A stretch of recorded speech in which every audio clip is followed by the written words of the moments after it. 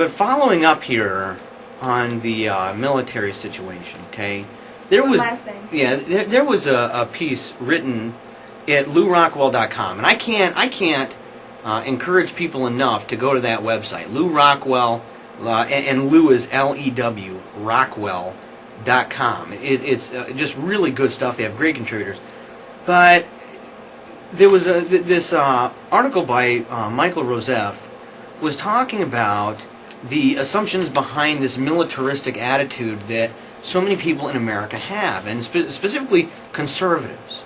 Okay, so many conservatives, and I identify myself generally as a conservative or as a paleo-libertarian, but you know, so many conservatives nowadays are identified, unfortunately, with the likes of Dick Cheney, okay, George W. Bush, the people over at the Weekly Standard, the editors over at National Review. And so that is the new conservatism. We have this neoconservatism, which has dominated the scene now for quite some time. But he says, Rosef says that there's 5 assumptions that lie behind this militaristic attitude, and here's the 5. The first one is that the U.S. is always right and has not caused the other side to respond. You know, and conversely to this is that the other side is wrong and or has no legitimate beef with us.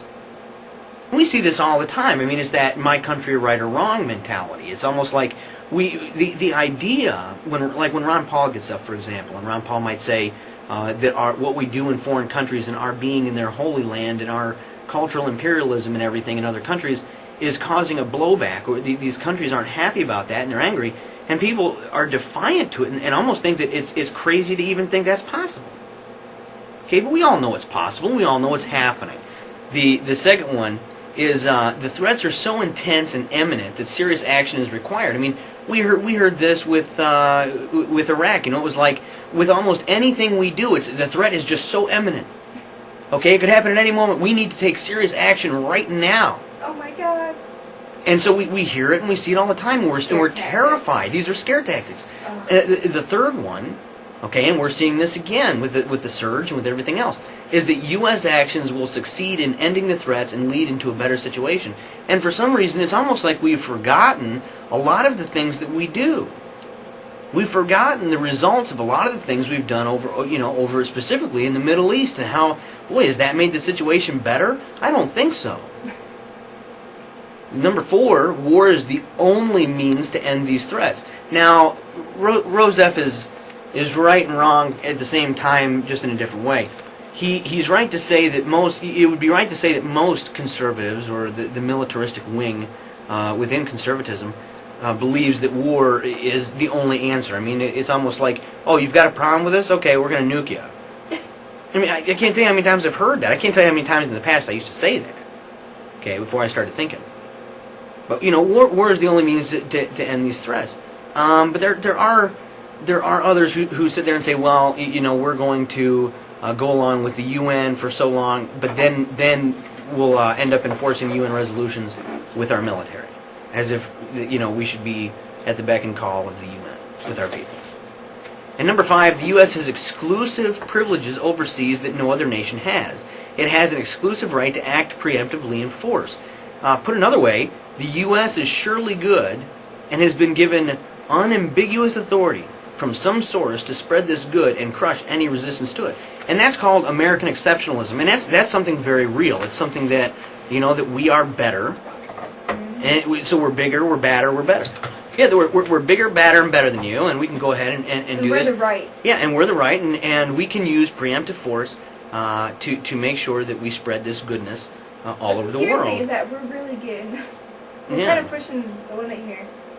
We are. Oh, we absolutely we are. And the blowback, I'm telling you... We're becoming what we don't want, what we've always spoke against. Yeah, we are becoming... It's like a lot of the libertarians say, and a lot of the neocons discount, is that, you know, war abroad is basically the welfare of the state. It basically, or is the health of the state. When you abuse people all over the place and you infringe upon sovereignty overseas, you're going to end up infringing upon sovereignty at home. You know, but let's be honest here, okay? Honesty is always a good thing. Yeah, sometimes. So, you know, it's really not us acting big and bad. You know, I mean, really, when I say us, I mean the people like me and like Liz and like the people listening to this show. No, see, when we talk about this kind of stuff, we're talking about those old gray hairs in tight suits and brute cologne that are sitting around in dark rooms and dark suits with dark ambitions. That's exactly what's going on. These guys are gamblers. And it nearly costs us a fortune because they rattle cages of people that we really don't have a beef with. I mean, let's be serious. To make matters worse, every single time we do this, we end up getting deeper and deeper in trouble. We look like the guy who keeps digging a hole, and he thinks the deeper he digs, he has better hope of escape. Yes, like me. But the whole thing falls apart in the hands of these architects, you know. But don't worry, anybody. We're not going to pay for it. Supposedly. He says, no, we're not going to pay for it, Liz. Our kids are going to pay for it. They're going to pay for it through debt. They're going to pay for it through angry nations who are just absolutely ticked off. You don't think we're not going to pay for it in the end? Maybe in the latter parts of our lives, yes. I think we pay for it in a small way right now. I think the blowback is going to be absolutely horrendous. I think if we don't get our act together, I don't see the American empire going on. I don't see myself retiring until like 90 at this point. Yeah, we're stretched way too thin. I mean, that's the truth. So, but you know, debt and angry nations, that's what we have to look forward to. But as long as we're not the ones really taking the brute force of it, that's not, you know, these architects don't think it's that big of a deal. Until we get what's nuked. Until we get nuked, yeah. And it's if we were to understand that much of it has to do, the vast majority of it has to do with the fact that we have a belligerent foreign policy. I think if we figured this out, man, we'd save ourselves a lot of damage. We would save ourselves a lot of fear by you know, having a common sense foreign policy of honesty, commerce, and friendship. This is where it really boils down, is that these governments are picking fights with each other. This isn't about us. No. Okay, I don't know anybody, I don't know a single person on my block who has a bone to pick with Russia or who has a bone to pick with Iran. I'm talking personally. I don't know how many of them have a bone how many of the Russians or Iranians really have a bone to pick with me. I don't, maybe one of them does. You know, I mean... Yeah, the road goes bad, you never know. Yeah. You know, they may hate our government, but they've never met me. They've never met you. You know, I mean, I've never met anybody. But we're the ones that are going to suffer. That's right. We're the ones that are going to suffer, and so are they. That's the thing. And so we're basically we're at the mercy of belligerent governments. Is what it is. Like Roosevelt said, you know, whenever he hears someone ask, what should we do to Iran, he tells them that they are speaking of the wrong person. He says, I'm not we.